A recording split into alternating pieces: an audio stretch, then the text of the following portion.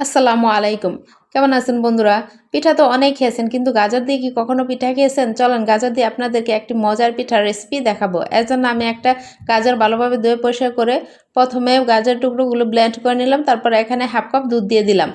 দুধ দেওয়ার পরে আমি আবারও ব্লেন্ড করে নিলাম। দেখেন গাজরের পেস্টটুকু এমন হয়েছে। এখানে কিছু পানি এড করে চুলায় বসিয়ে দিব।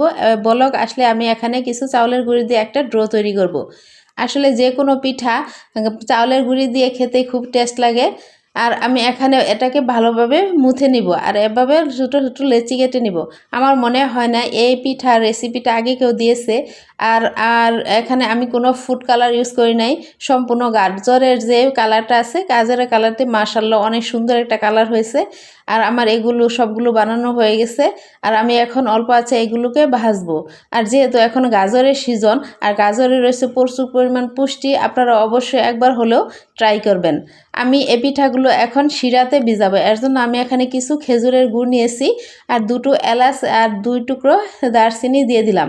যখন আমার এই শিরাটা রসালো হয়ে আসবে, আঠালো হয়ে আসবে, তখন আমি এই সবগুলো পিঠা দিয়ে 30 মিনিটের মতো রেস্টে রেখে দিব। 30 মিনিট পর ফিরে আসলাম। দেখেন পিঠাগুলো কেমন সুন্দর হয়েছে, ফুলে ডাবল হয়ে গেছে আর সবগুলো পিঠার ভিতরে সুন্দরভাবে শিরাগুলো ঢুকে গেছে।